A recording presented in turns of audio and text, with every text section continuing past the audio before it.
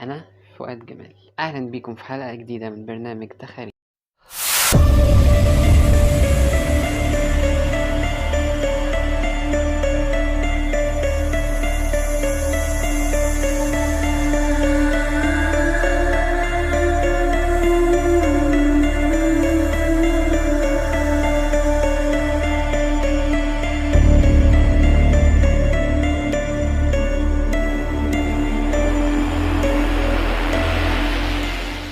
في مالي دايما بكون مخنوق، متضايق، مش متظبط كده وعلى طول عاوز انام. انا دمي خفيف جدا وبهزر كتير قوي، مش فاهم ليه. بتجيني اوقات وبتعصب جدا على حاجات تافهه ومحدش فاهم ليه، ولا انا نفسي اصلا فاهم ليه. تعالى كده، بذمتك مش فاهم ليه؟ يعني انت مش متوتر، مش خايف، مش مضغوط؟ مفيش حاجة جديدة بتحصل في حياتك، تغيير كبير بيحصل في حياتك مخليك متوتر؟ كم مرة دخلت الامتحان وفضلت تضحك كتير من غير ما تفهم ليه، مع انك مش عارف اي حاجة في الامتحان؟ كم مرة لقيت نفسك بتهزر وبتضحك كتير مع انك مضغوط جدا ومخنوق جدا؟ كم بوست على الفيس بيقولوا ان هما مخنوقين قوي وبيتداروا في الضحك والهزار؟ كم كوميديان عالمي مشهور انتحر؟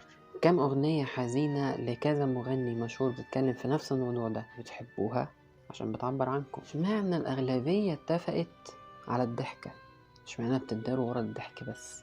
بالمناسبة جو موسى، الحلقة دي ليك. ده رياكشن طبيعي بيعمله المخ عشان يحافظ على نفسه. هو الخوف بيجي منين؟ وليه بيعمل الرياكشن ده؟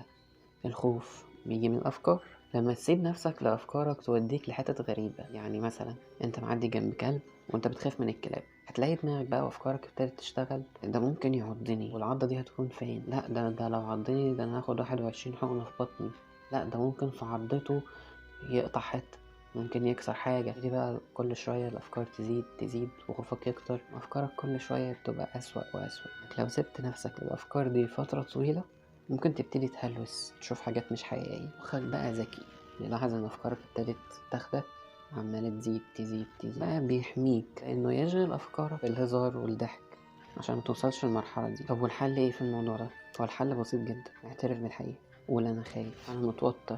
لحد امتى هتفضل بتهرب من الحقيقة دي؟ كلنا بشر وكلنا بنخاف ونتوتر، وده طبيعي يحصل لأي حد. الخوف بالذات أضعف المشاعر، مجرد ما تواجهها تقولها تبتدي تختفي لوحدها. ما تكبرش وتهرب من الخوف. لحد امتى؟ ما تقولش بقى اصل انا راجل مينفعش اخاف. لا عادي، انت انسان برضو وبتخاف.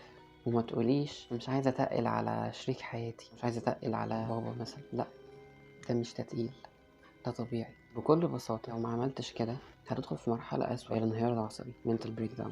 انت من كتر ما بتستحمل نفسك زي الاسفنجة عمال تحوش جواك خوف وتوتر في قلق، وتسكت وتخبي وتسكت وتضغط في نفسك، بقيت على تكة. لو حد قالك كلمة واحدة مش عاجباك تتعصب وتعمل مشاكل وتتخانق.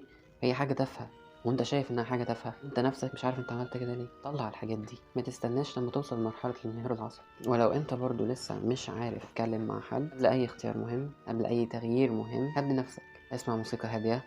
انا عن نفسي في حركة ساعات بعملها لما ببقى مش قادر اتكلم مع حد داخل على حاجة مهمة، جيب اي خط على الارض وافضل ماشي عليه ومركز اني مطلعش بره الخط. تدريب في المسرح اللي ما يعرفوش عشان تكسر خوفك، تشغل دماغك، تشغل خيالك على انه يفضل يجيب في افكاره ويخيلك في حاجات تخوفك اكتر. حافظوا على نفسكم، بلاش مكابرة وهروب من الحقيقة على الفاضي.